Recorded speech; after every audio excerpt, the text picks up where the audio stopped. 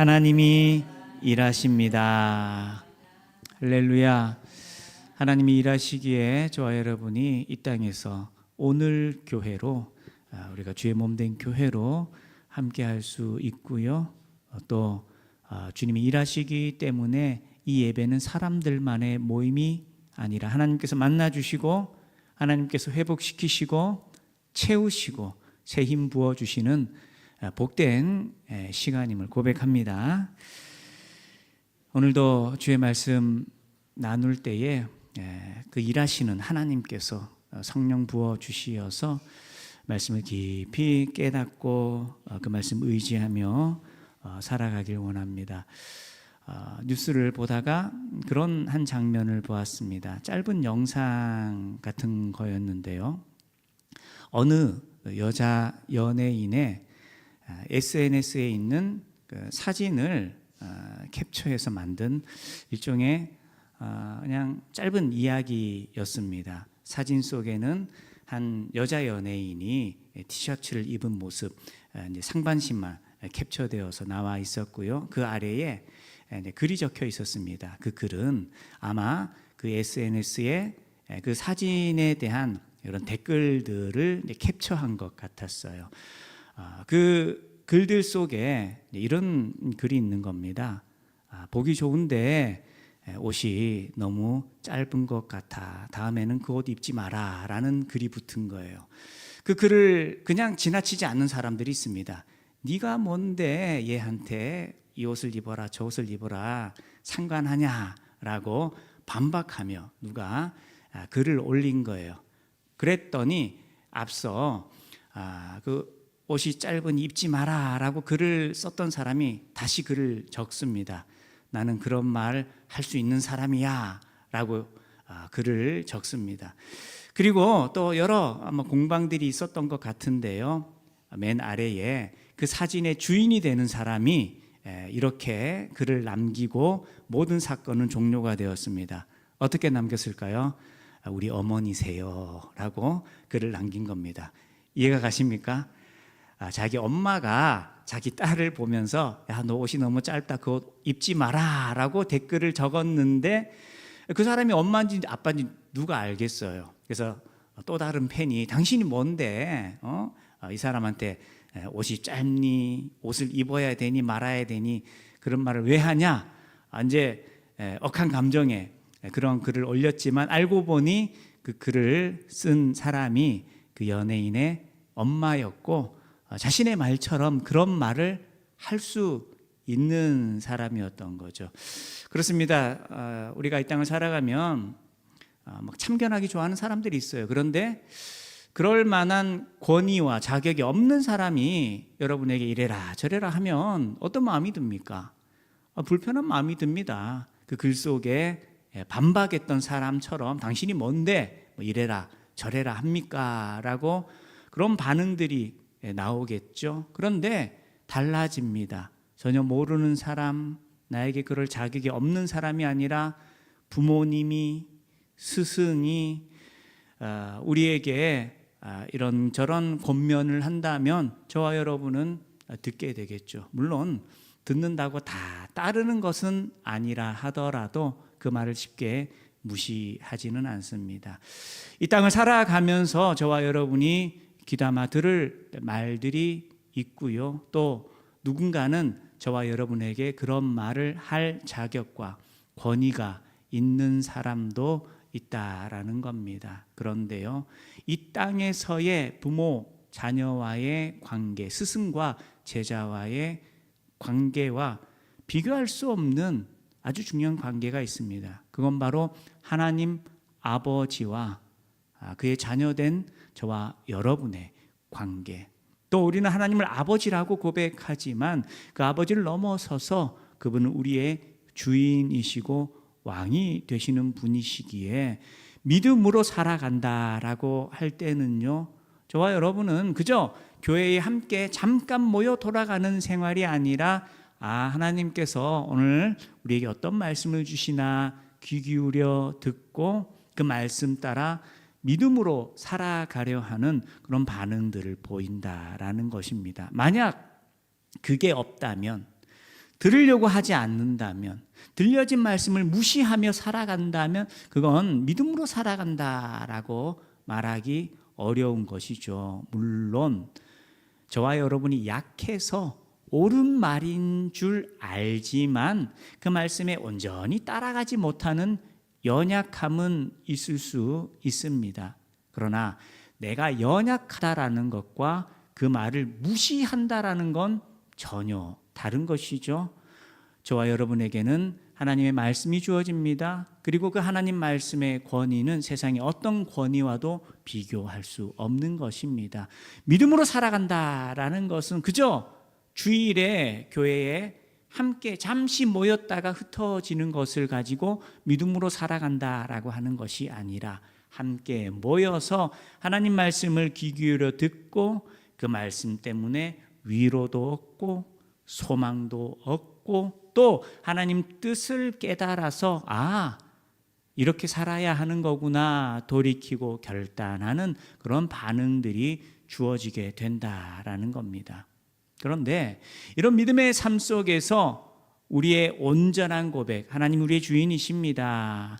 예수님께서 하나님 보내신 하나님의 아들이시며 그 예수님의 십자가 보혈의 능력으로 우리가 죄 사함을 얻고 그 예수님 부활하시어서 우리가 영원한 생명을 누리고 그 예수님께서 우리의 구원자이실 뿐만이 아니라 우리의 왕이 되게 하셨습니다 라고 고백하며 주님을 바라보다가도 우리가 입술의 고백과는 달리 하나님 주시는 말씀 앞에 예수님을 우리의 구원자, 우리의 왕으로서 온전히 섬기는 것이 아니라 마치 세상에 또 다른 주인이 있는 것처럼 살아가 버린다면 그건 우리가 회개하고 돌이켜야 할 모습이고요. 특별히 우리가 알고서도 연약하기 때문에 온전히 우리의 믿음을 지키지 못하는 모습도 있겠지만 또 깨어있지 못하여서 하나님의 뜻을 분별하지 못한 채, 알지 못한 채 우리가 믿음의 길을 벗어나는 그런 연약함 또한 있을 수 있다라는 것이죠. 그래서 늘 중요한 것은 하나님께서 우리에게 어떤 말씀을 주시냐라는 것을 통하여서 그것이 기준이 되어서 내가 믿음으로 살아가는 사람인가 아니면 은혜 받았지만 인간적으로 살아가는 인생인가 잘 분별하고요. 우리에게 구원의 은혜 주신 여호와 하나님의 그 권능과 하나님의 높으심을 날마다 고백하면서 하나님 앞에 서기를 결단하고 또 그 말씀 따라 살아가는 저와 여러분이 되어야 합니다. 오늘의 말씀이 바로 초대교회 속에 사도들이 그 믿음의 결단, 그런데 그 결단을 하기에 너무 어려운 상황 속에서도 세상과 타협하지 않고 믿음의 결단으로 순종하고 주님 앞에 서기를 또 충성하는 그런 모습들을 보여줍니다. 오늘 본문의 내용은 계속 연결되고 있습니다. 초대교회가 부흥하고 성장해 가는 모습들, 하나님의 놀라운 예수 그리스도의 이름을 통하여 놀라운 이적과 표적이 일어나고 있는 그 상황 속에 그러나 그걸 너무 싫어하는 이들도 있었다라는 거죠. 유대 종교 지도자들은 초대교회의 모습, 사도들이 복음을 전하는 것, 예수님께서 부활하셨다라고 전도하는 것, 선포하는 것, 이걸 너무 싫어했다라는 겁니다. 그래서 17절의 말씀을 보시면 대제사장과 그와 함께 있는 사람 즉 사두개인의 당파가, 이들이 다 유대의 종교 지도자들이죠. 마음에 무엇이 가득했다라고요? 시기와 질투가 가득하여서 일어나서 사도들을 어떻게 합니까? 잡아다가 옥에 가두었다. 이제 말로만 협박하는 수준이 아니라 이제 제자들을, 사도들을 잡아서 이제 구금시켜 버린 겁니다. 감옥에 가두어 버렸다라는 겁니다. 그런데 19절 말씀입니다. 주의 사자가 밤에 옥문을 열고 끌어내어 이르되 가서 성전에 서서 이 생명의 말씀을 다 백성에게 말하라라고 명령합니다. 하나님께서 주의 사자들을 보내시어서 옥에 갇혀 있는, 감옥에 갇혀 있는 그 사도들에게 너희들 담대하게 복음을 전해라, 예수님의 부활의 소식을 선포해라 라고 하면서 옥문을 여시어서 그들이 자유롭게 나갈 수 있도록 일하십니다. 자, 이 모든 상황들 속에 우리가 주목해야 할 것이 있습니다. 초대교회가 부흥해 가고 복음이 증거되면서 많은 사람들이 예수님께 돌아오는 이 일들, 또 이 일을 위하여서 더 힘써 복음을 전하는 것, 이건 누구의 일이냐? 사람의 일이 아니다라는 겁니다. 어느 누군가가 시켜서 하는 일이 아니다라는 거죠. 분명히 드러납니다. 이건 누구의 일입니까? 하나님의 일입니다. 하나님의 역사입니다. 하나님의 명령이 담겨 있습니다. 그래서 이 사건을 통해서 하나님께서 무엇을 보여주시느냐? 초대교회가 세워져 가고 복음이 증거되는 이 모든 일들, 하나님께서 계획하시고 하나님이 뜻하시고 하나님의 능력으로 이루어지는 일이다라는 것을 보여주고 계신 겁니다.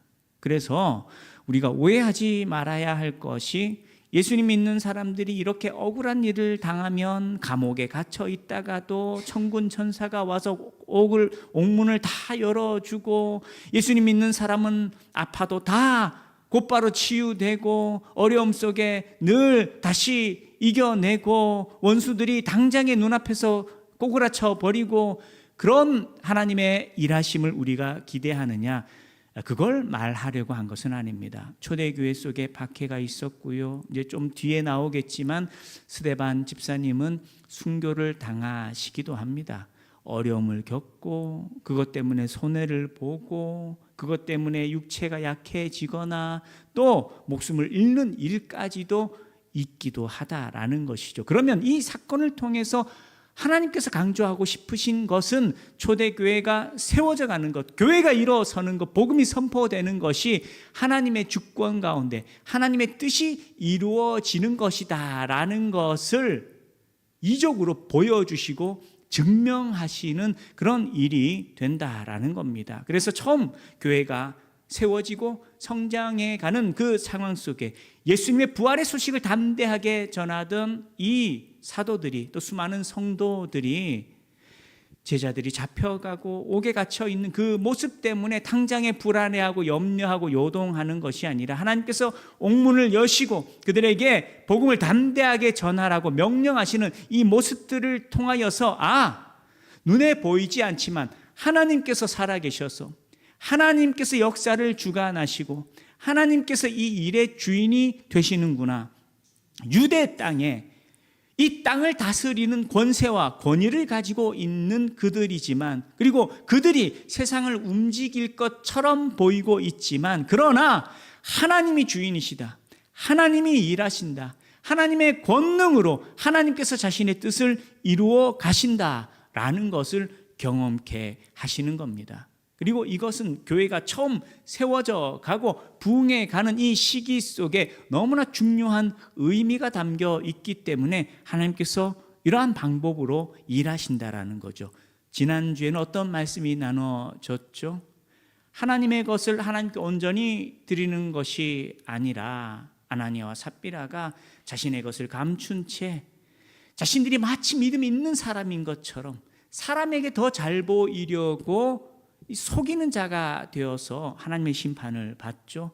언제나 이런 일들이 반복되는 것은 아닙니다만, 교회가, 초대교회가 세워져 가고 하나님의 부흥의 역사, 복음의 능력이 드러나는 초기에, 이 시기에 너무나 중요한 순간들이기 때문에 하나님께서 크신 역사로 경고하시고 하나님께서 책망하시고 하나님께서 사인을 보내시는 거고요. 또 거꾸로 위기 속에서 옥문을 열고 갇힌 자들을 꺼내시고 그들에게 다시 담대하게 복음 전하라라고 이런 놀라운 표적과 기사와 이적을 통하여서 이 모든 일들의 근원, 바로 주권 누가 가지고 계시냐? 하나님께서 가지고 계신다. 하나님이 일하신다라는 것을 명확하게 보여주시려고 하나님께서 이러한 방법으로 일하신다라는 겁니다. 그래서 우리가 뭘 확인할 수 있느냐? 사도들을 감옥에 가뒀습니다. 옥문을 걸어 잠궜습니다. 사람이 문을 닫았지만 하나님께서 그 문을 여신다라는 겁니다. 이것이 바로 하나님이 하시는 일의 중요한 특징입니다. 오늘 저와 여러분 또한 경험하는 일입니다. 물론 즉각적으로 가시적으로 하나님께서 바로 보이시고 하나님께서 일하시진 않습니다. 그러나 그것이 하나님께서 멈춰 계시고 하나님께서 주권을 잃어버리시고 하나님께서 나에게 관심이 없으신 것이 아닙니다. 이 시대에 지금의 상황에 맞게 하나님께서 교회 가운데 함께 하시고요, 교회를 일으키시고요, 성도 한 사람 한 사람의 삶 가운데 간섭하시고 개입하시어서 하나님의 일들을 이루어 가신다라는 겁니다. 그러기에 저와 여러분이 깨어 있어야 하는 것이죠. 우리가 가져야 할 눈이 바로 그것입니다. 오늘 하루하루를 살아가면서 우리의 시선이 세상만 바라보면 세상을 바라보면서 두려워할 수 있습니다. 염려할 수 있고 낙심할 수 있습니다. 마음의 힘을 잃어버릴 수 있습니다. 그러나 오늘 내가 어떤 처지, 어떤 상황 속에 놓여 있든지 역사의 주인이 되시는 분이 누구시냐? 이 세상의 주인이 누구시며 내 인생의 주권을 가지신 분이 누구신가라는 것을 명확히 깨닫게 될 때에 오늘 우리가 어떤 현실 속에 있든지 우리의 마음이 쉽게 흔들리지 않게 된다라는 겁니다. 담대할 수 있다라는 겁니다. 평안할 수 있다라는 겁니다. 그런데 우리는 오해합니다. 담대함이라는 것이 뭔가 많은 것을 가지고 있으면 담대해질 수 있고 마음의 평안이라는 것이 당장 눈앞에 있는 문제가 없어져 버리고 사라져 버리면 그것이 평안이다라고 생각하는 이들이 있습니다. 그렇지 않습니다. 진정한 평안이라는 것은 눈앞에 현실이 바뀌어서 얻는 게 아닙니다. 내 마음에 하나님이 살아계실 때 얻는 것입니다. 할렐루야. 살아계신 하나님을 신뢰하고 의지하며 하나님이 일하신다라는 것을 믿고 의지하며 살아가십시오. 하나님 없는 것처럼 살아가지 마세요. 하나님 나에게 관심 없는 것처럼 살아가지 마십시오.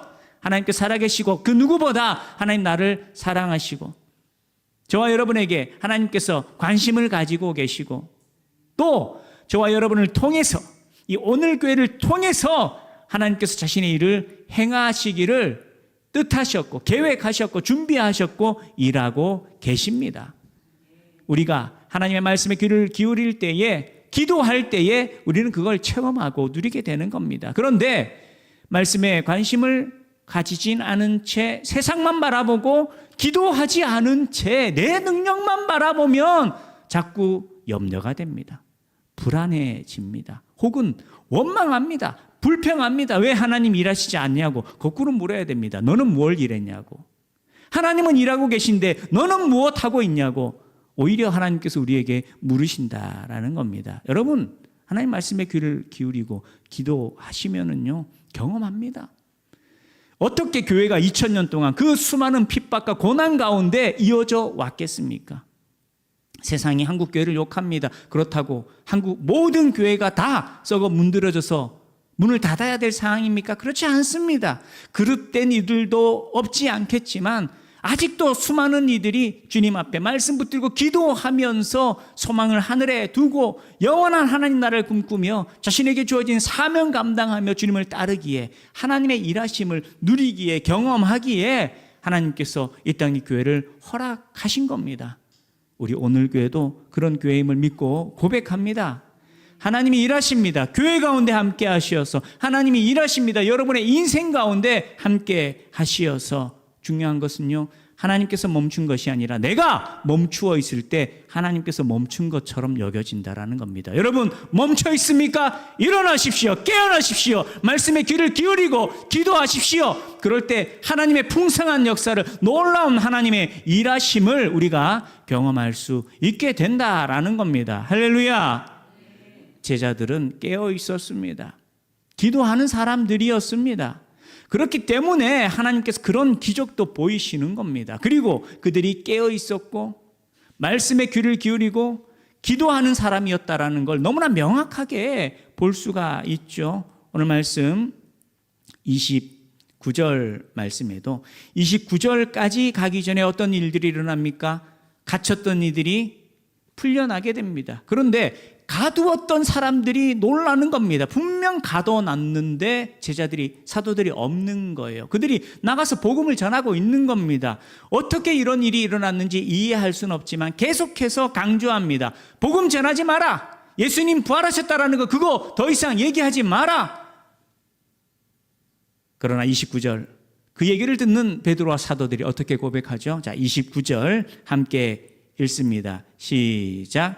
베드로와 사도들이 대답하여 이르되 사람보다 하나님께 순종하는 것이 마땅하니라. 아멘. 자, 베드로와 사도들이 갇혀서 벌벌 떨고 야, 이거 우리 복음 전하다가 다 죽게 생겼다 염려하고 근심하고 있었다면 이런 놀라운 기적을 경험하기도 어려웠겠지만 경험했다 하더라도 다시 위협하고 협박하고 그들을 핍박할 때에 담대할 수 없죠. 두려워할 겁니다. 뒷걸음질 칠 겁니다. 겟세마네 동산에서 예수님 놔두고 도망쳤던 것처럼 도망쳤을지도 모릅니다. 그러나 그들은 하나님이 일하시는 걸 너무나 명확하게 깨어서 보고 있었고 믿고 있었고 신뢰하고 있었기 때문에 하나님의 놀라운 역사를 누리게 되고요. 또 눈앞에서 그들을 위협하는 권세자들의 그 그릇된 요구 앞에서도 주눅들지 않고 고백합니다. 사람보다 하나님께 순종하는 것이 마땅하다. 할렐루야. 이것이 오늘 저와 여러분의 삶이어야 합니다.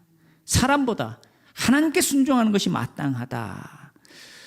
그런데 오늘 저와 여러분이 겪는 현실이 다른 점이 있다면 오늘 저와 여러분의 목에 총이나 칼을 두고서 야, 교회 가지 마, 예수 믿지 마 라고 박해하는 이들은 없습니다. 그러나 늘 제가 말씀을 나누죠.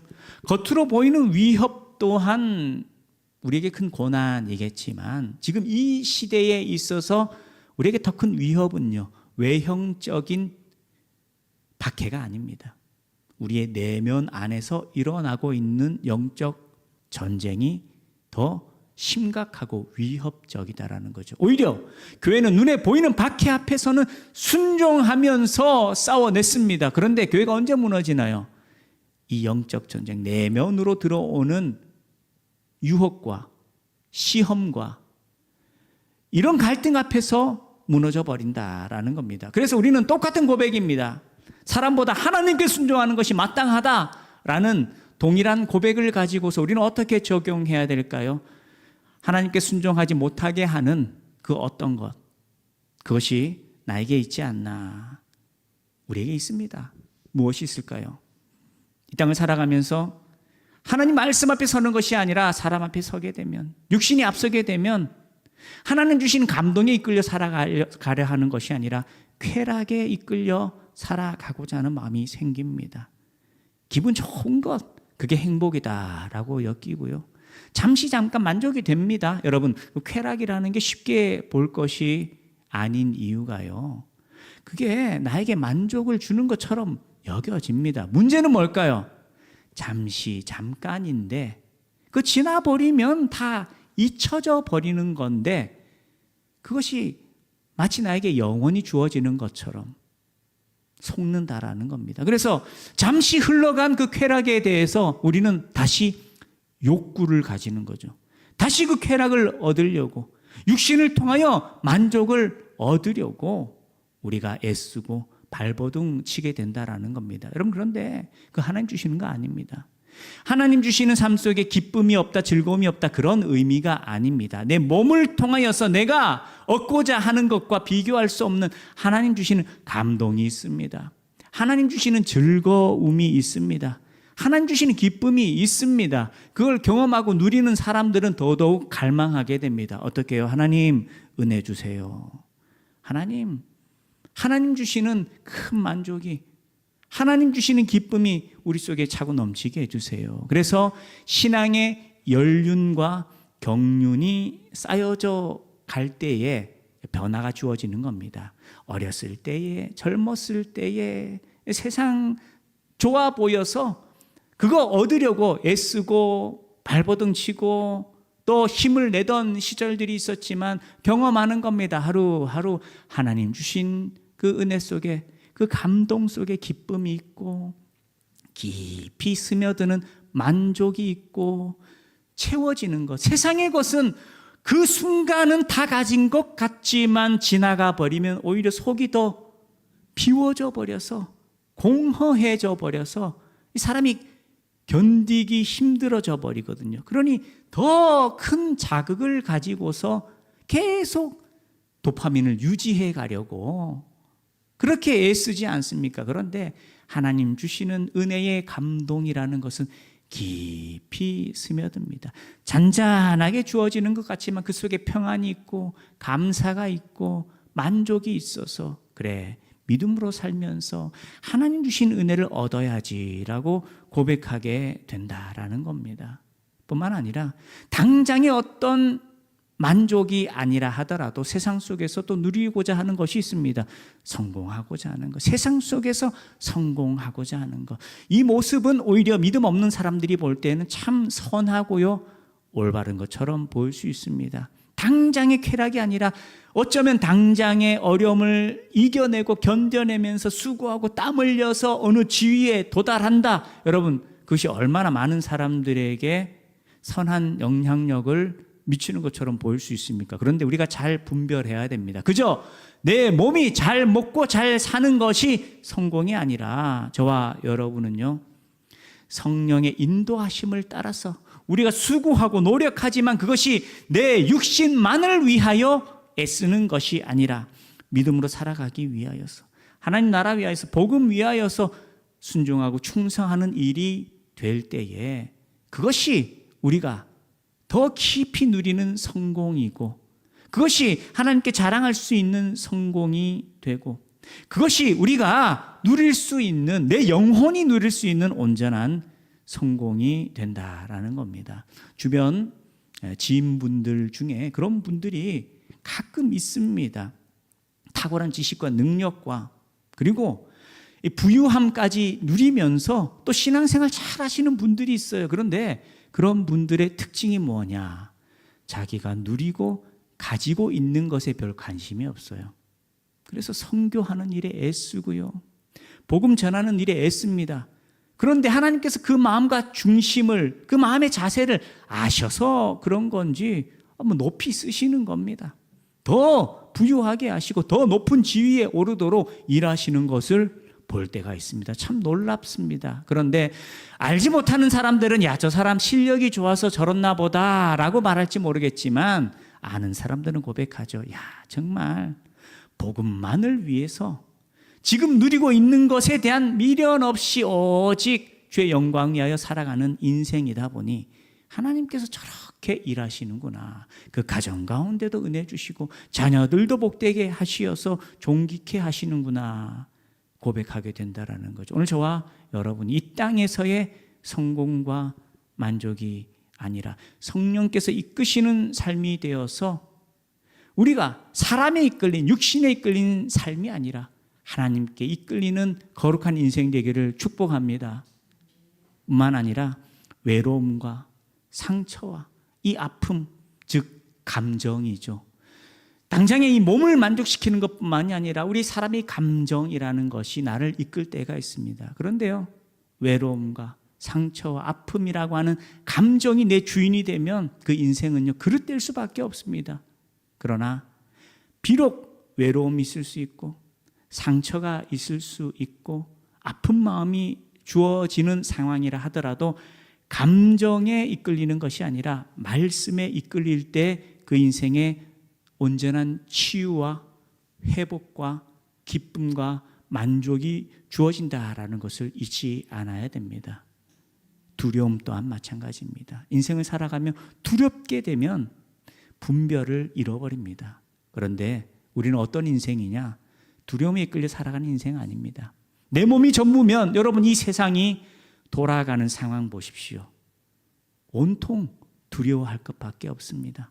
이 나라의 현실을 봐도 그렇고요. 지금 잠깐 반도체 때문에 경제가 좀 나아지는 것처럼 보이잖아요. 다 착시 현상입니다. 지금 우리나라가 처해 있는 여러 지표, 여러 수치, 특별히 저출산의 문제는요, 우리가 지금 살아가고 있는 삶과 20년, 30년 후의 삶은요, 전혀 달라집니다. 한국이 중진국으로 떨어지는 것은 명확합니다. 돌이킬 수가 없는 일이고요. 중진국에서 후진국으로 가지 말라라는 법이 없습니다. 지금 잠깐 반짝하는 것으로 뭔가 우리가 끝에 도달한 것처럼 여길 그런 상황이 아니다라는 거죠.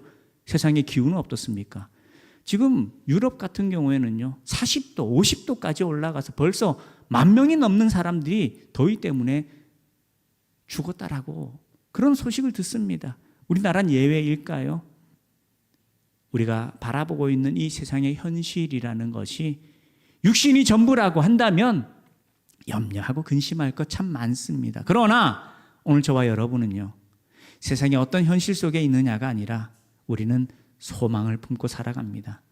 두려움이 이끄는 인생이 아니라 소망이 이끄는 인생이 되어야 됩니다. 여러분, 하나하나 따져들면 걱정하면 끝이 없습니다. 오늘 내가 얼마 가지고 있고, 내가 어떤 처지에 있고, 내 자식은 어떻게 될 것이며, 내가 어떻게 먹고 살아야 되고, 하나하나 따지면은요, 걱정하고 염려하다 쓰러질 판입니다. 그러나 우리는 두려움이 이끄는 것이 아니라 소망이 이끄는 인생이어야 합니다. 할렐루야! 하나님이 일하시기 때문입니다. 하나님이 함께 하시기 때문입니다.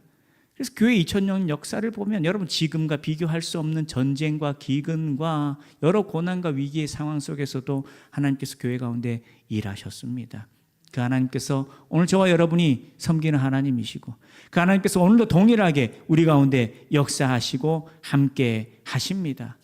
그래서 우리에게 중요한 것은 무엇이냐? 하나님께서 살아 역사하시어서 우리 가운데 일하신다라는 것. 그리고 그 하나님께서 주시는 말씀, 어떤 말씀이죠? 31절의 말씀, 우리 같이 31절 말씀 우리 읽고 마칠 텐데요. 같이 한 목소리로 31절의 말씀 읽겠습니다. 시작. 이스라엘에게 회개함과 죄 사함을 주시려고 그를 오른손으로 높이사 임금과 구주로 삼으셨느니라. 아멘. 자, 사도들이 무엇을 증거합니까? 예수 그리스도를 증거합니다. 십자가에 달려 죽으신 예수님. 그러나 그 예수님이 죽으심으로 끝난 것이 아니라 부활하셨다, 살아나셨다, 하나님께서 다시 살리셨다라고 선언하고 선포합니다. 하나님께서 예수님을 살리셨습니다. 왜요? 그가 우리의 구원자가 되게 하시려고, 그가 우리의 임금, 왕이 되게 하시려고. 그래서 믿음으로 살아가는 건 뭐냐? 어떤 두려움과 염려와 근심과 어려움 속에 놓여 있다 하더라도 예수님이 나의 구원자시다라는 거 잊지 않고 그를 의지하며 살아가는 겁니다. 할렐루야! 우리에게 예수님이 있습니다. 하나님이 어떻게 일하셨느냐? 오늘 하나님이 일하신다라는 말씀으로 말씀을 열었죠. 하나님은 어떻게 일하시느냐? 바로 예수님을 이 땅에 보내신 겁니다. 예수님 십자가를 지셨습니다. 예수님이 부활하셨습니다. 그 예수님을 통하여 우리는 구원받았습니다. 잃었던 생명을 얻었는데 그 생명보다 귀한 게 어디 있겠습니까? 우리에게 그 생명을 주시려고 그 아들께서 친히 자신의 몸을 내어주시고 피 흘리셨는데 그 예수님께서 우리를 위해 어떤 일을 안 하시겠습니까? 그 예수님 의지할 때 하나님께서 우리 가운데 함께 하셔 역사하신다. 우리를 구원하셨다. 우리의 구원자 되신 예수님을 의지하고 신뢰하고 소망합니다. 그 믿음 가지고서 예수님 안에서 담대하고 평안하고 소망을 누리며 살아가야 하고요. 또 하나, 우리의 구원자가 되시면서 예수님께서 우리의 왕이십니다.